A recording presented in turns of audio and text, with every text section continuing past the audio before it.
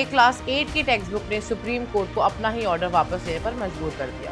पूरी कंट्रोवर्सी शुरू हुई फरवरी 2026 में, जब एनसीईआरटी की नई क्लास 8 सोशल साइंस बुक में एक नया चैप्टर आया, the role of the judiciary in our society, जिसमें सीधा judicial corruption, 4.7 crore pending cases और जज शॉर्टेज को स्कूल स्टूडेंट्स के सामने रख दिया गया। सुप्रीम कोर्ट भड़क उठी। सीजेआई सूर्यकांत ने इसे कैलकुलेटेड मूव कहा कि पूरे देश के हाई कोर्ट जजेस पर्टर्ब्ड है और एक झटके में बुक पर ब्लैंकेट बैन लगा दिया गया। Physical copy seize, digital versions taken down and NCERT director को शो कॉज नोटिस, सब एक साथ। फिर आया मार्च 11 का वो ऑर्डर जिसने तीनों एकेडमिक्स मिशेल दिनीनो, सुपर्णा दिवाकर और आलोक प्रश्न कुमार की प्रोफेशनल जिंदगी प्रैक्टिकली खत्म कर दी। कोर्ट ने कहा ये लोग डिलिबरेटली जुडिशरी को बदनाम कर रहे थे और गवर्नमेंट प्लस हर इंस्टीट्यूशन को हुक्म दिया इन्हें किसी भी एकेडमिक काम से दूर रखो। एक भी सुनवाई नहीं, एक भी मौका नहीं अपनी बात रखने का। लेकिन ये तीनों कोई रेडिकल एक्टिविस्ट नहीं थे। मिशेल दिनीनो एक पद्मश्री अवार्ड याफ्ता scholar, NCERT social science curriculum committee के चेयरपर्सन, जिनकी 10 साल की जिंदगी इंडियन हिस्ट्री और सिविलाइजेशन को समझने और समझाने में गई है। सुपर्णा दिवाकर एक सीनियर एजुकेशनलिस्ट है, Indian school of development management की को-फाउंडर, जो नेशनल एजुकेशन पॉलिसी यानी NEP 2020 की इम्प्लीमेंटेशन टास्क फोर्स का हिस्सा रही है। और आलोक प्रश्न कुमार एक रिस्पेक्टेड लीगल रिसर्चर हैं, विधि सेंटर ऑफ लीगल पॉलिसी के को-फाउंडर, जिनकी पूरी जिंदगी कॉन्स्टिट्यूशनल लॉ और पॉलिसी रिसर्च में लगी है।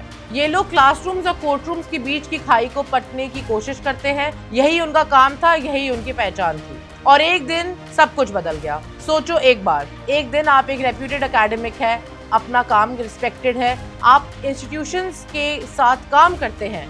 अगले दिन सुप्रीम कोर्ट का ऑर्डर आता है जिसमें आपका नाम है और प्रैक्टिकली पूरा प्रोफेशनल नेटवर्क आपसे हाथ धो लेता है। कोई यूनिवर्सिटी एंगेज नहीं कर सकती, कोई गवर्नमेंट प्रोजेक्ट नहीं, कोई भी नहीं। सीनियर एडवोकेट श्याम देवान ने कोर्ट को बताया कि इस ऑर्डर की वजह से तीनों की प्रोफेशनल रेपुटेशन और एकेडमिक वर्क को सीरियस नुकसान पहुंचा।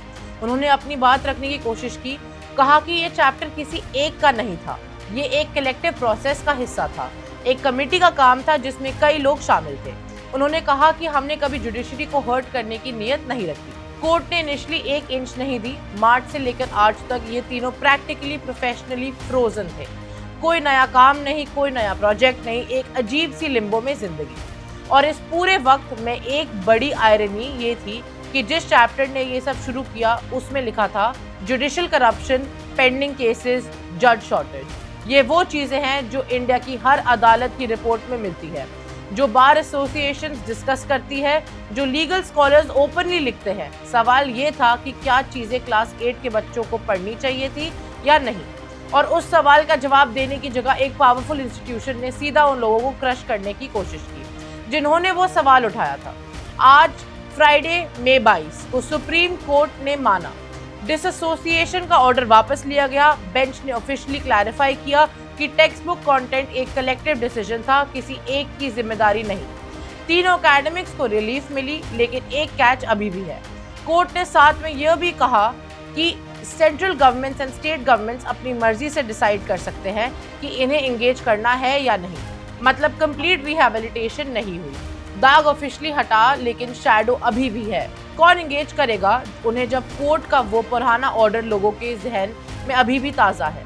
तो ये सिर्फ एक टेक्स्ट बुक की कहानी नहीं थी, ये उस सवाल की कहानी थी जब एक पावरफुल इंस्टीट्यूशन खुद ही जज, जूरी और एग्जीक्यूटर बन जाए तो एक आम आदमी चाहे तो कितना भी पढ़ा लिखा हो कहाँ जाए। 3 एकेडमिक्स जिनकी जिंदगी आइडियाज और एजुकेशन के इर्द गिर्द बनी थी, उन्होंने एक चैप्टर लिखा, एक कलेक्टिव चैप्टर, और उन्हें महीनों तक इस देश की सबसे बड़ी अदालत का गुस्सा झेलना पड़ा, बिना सुनवाई के, बिना मौके के। आज उन्होंने अपना नाम साफ करवाया, लेकिन जो वक्त गया, जो अपॉर्चुनिटीज गई, जो रेपुटेशन को जो नुकसान हुआ, वो कोई ऑर्डर वापस नहीं कर सकता।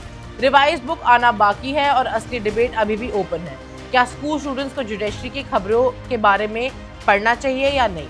लेकिन शायद उससे भी बड़ा सवाल ये है कि क्या इस देश में सच लिखना क्या इतना महंगा होना चाहिए?